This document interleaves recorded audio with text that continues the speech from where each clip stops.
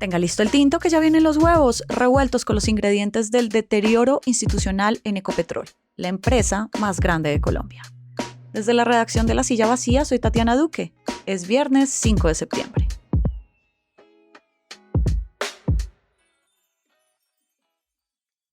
Ricardo Roa lleva 2 años y medio en la presidencia de Ecopetrol, que es la empresa más grande del país. Su gestión ha estado envuelta de escándalos de corrupción, favorecimiento de amigos, cambios dudosos en el portafolio de negocios y muestras de lo comprometida que está la independencia de este gobierno corporativo. Sin contar que está investigado y embargado por la financiación de la campaña presidencial de Gustavo Petro en 2022, que él gerenció.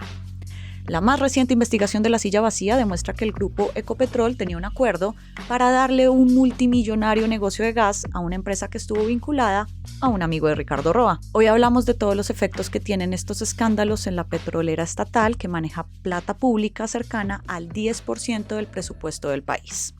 Ginette Prieto es la coordinadora de investigaciones de La Silla. Gracias por volver por acá. Gracias a ti por la invitación, Tati.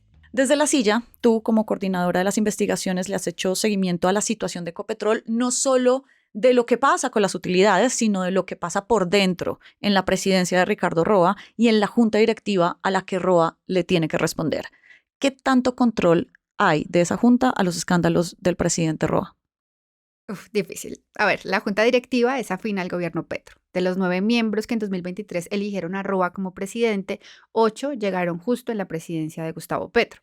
Entonces, el presidente, aunque le responde a la junta, tiene una junta que es aliada a él. Y la junta, aunque está pensada para hacer control, pues si todos son de la misma línea, no hay voces que hagan contrapeso, que puedan controvertir decisiones.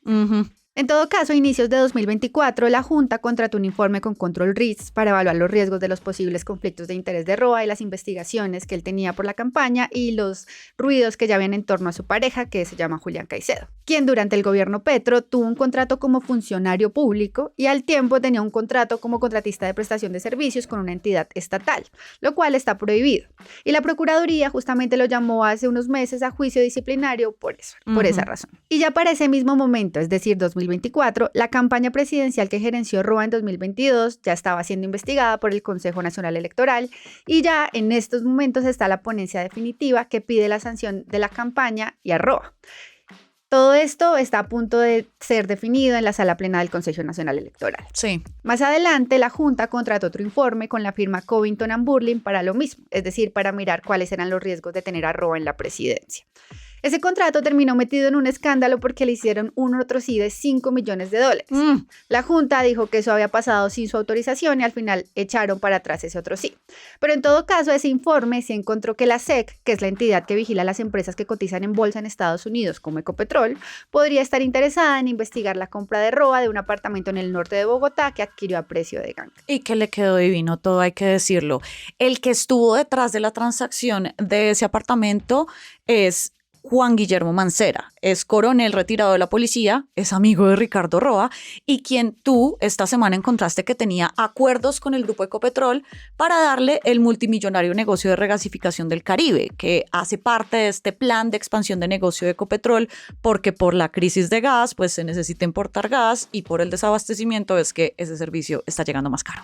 La empresa que está vinculada a Juan Guillermo Mancera se llama Gaxi S.A. Fue fundada en 2019 en La Guajira y funcionó hasta el año pasado en una casa en un barrio residencial que por varios años estuvo en obra negra. Actualmente esa empresa funciona en un coworking en Bogotá. Aunque Mancera actualmente no aparece en los papeles, sus empleados sí siguen apareciendo en actas de la empresa. Lo que logramos probar es que había un acuerdo entre Gaxi y Ocol, que es una de las filiales de Ecopetrol, que es la que tiene varios proyectos en el Caribe. Obtuvimos una certificación que fue emitida por Ocol en marzo de este año en la que se habla específicamente de ese acuerdo. Además, obtuvimos pruebas de que los acuerdos iban tan en serio que Gaxi, también en marzo de este año, había avanzado en la búsqueda de socios para hacer ese proyecto, que básicamente consiste en poner un barco con capacidad para convertir el gas líquido, que es como se transporta el gas, en estado gaseoso, para luego sí inyectarlo en la infraestructura de gasoductos del país. En su máxima capacidad, este negocio puede mover $1.400 millones en ingresos anuales, unos 5,6 billones de pesos. Ginette, que un amigo del presidente de la compañía tenga acuerdos para armar un negocio de estas cantidades de plata, ¿es un conflicto de interés para el presidente de la compañía? A ver, Ricardo Roa dijo que el negocio de la regasificación en el Caribe no ha sido adjudicado, pero esa versión no explica por qué Gaxi, una empresa que tiene estados financieros pírricos, tenía un acuerdo firmado con el grupo Ecopetrol, aun cuando el negocio no se había contratado. Entonces, ¿para qué firman el acuerdo? Esa es la pregunta del millón. Recapitulemos. Gaxi no tiene sede, funciona en un coworking. No tiene experiencia en el negocio de regasificación y tiene estados financieros que reportan solo 800 millones de pesos de utilidades en 2024 y 9.000 millones en ingresos. Que son como 2 millones de dólares.